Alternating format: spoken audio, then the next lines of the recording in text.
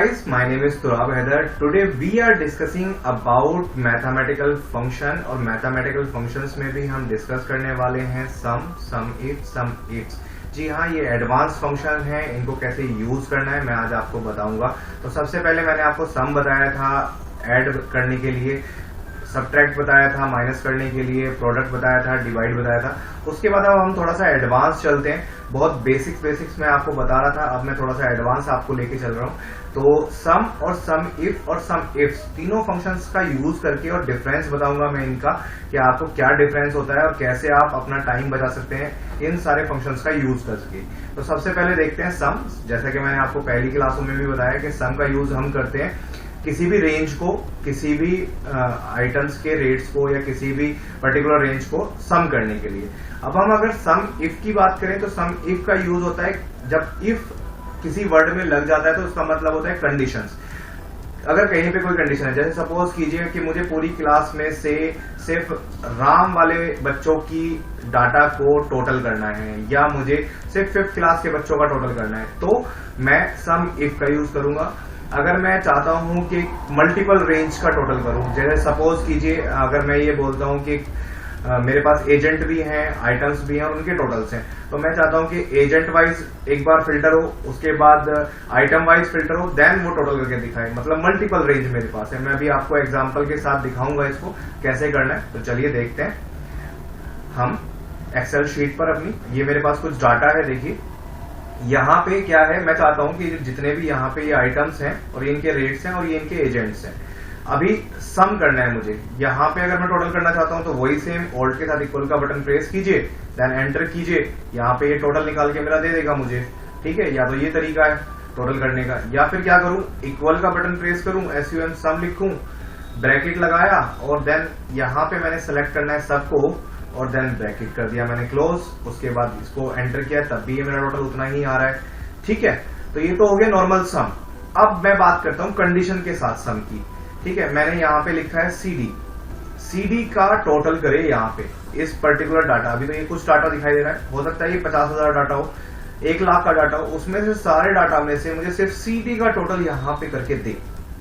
Then इसके लिए हम कंडीशंस का यूज कर रहे हैं, तो सम इफ लगाएंगे। जब सिंगल कंडीशन होगी तो सम इफ, ठीक है।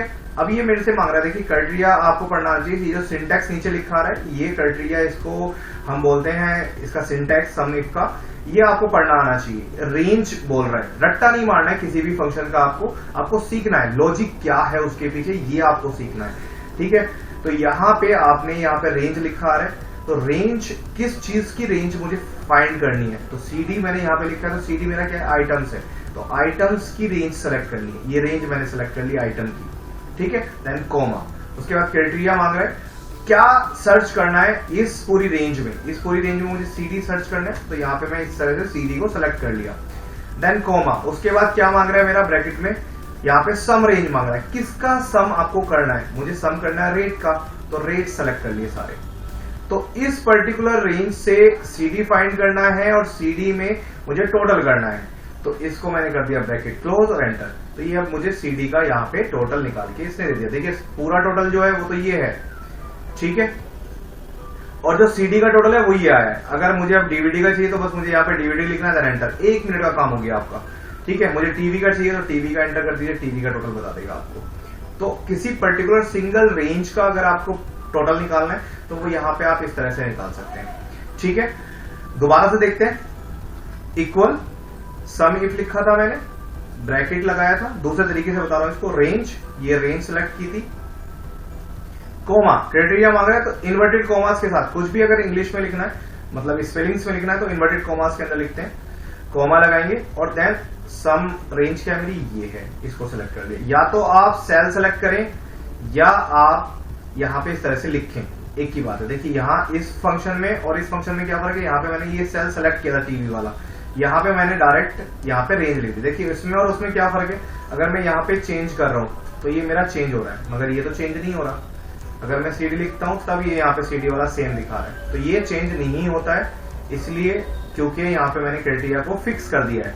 अगर फिक्स नहीं करना है तो आप इस तरह से सिलेक्ट कर सकते हैं, तो तब ये आपको दोनों जगह चेंज करके दिखाएगा। तो अगर चेंज करना है तो आप सेल सेलेक्ट करें, अगर आपको फिक्स रखना है तो आप इन्वर्टेड कॉमास के साथ वो पर्टिकुलर आइटम या पर्टिकुलर जो भी आपको वर्ड चाहिए वो आप यहाँ पे लिख सकते हैं। उसके बाद आती है मल्टीपल रेंज की बात। अब मैं ये चाहता हूं कि राम ने जो सीडी बेची है वो कितना है उनका टोटल करके बताए।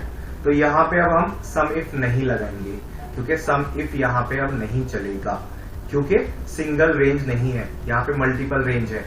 एक रेंज है मेरी एजेंट्स की, एक रेंज है मेरी आइटम्स की, उन दोनों के बिहाफ पे मुझे टोटल करना है।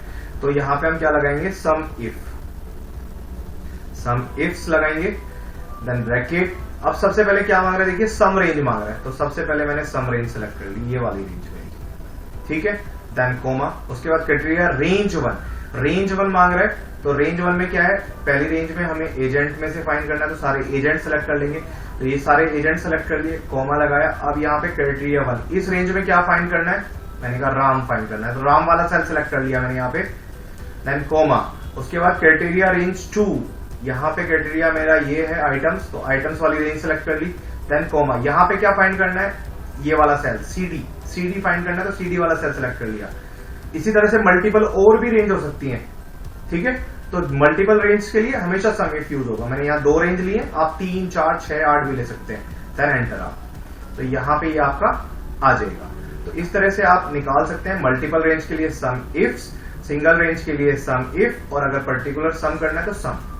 तो आई होप कि आपको ये क्लास समझ में आई होगी। बने रहे हमारे साथ और देखते रहे हमारी videos. Have a good day, thank you so much, bye bye.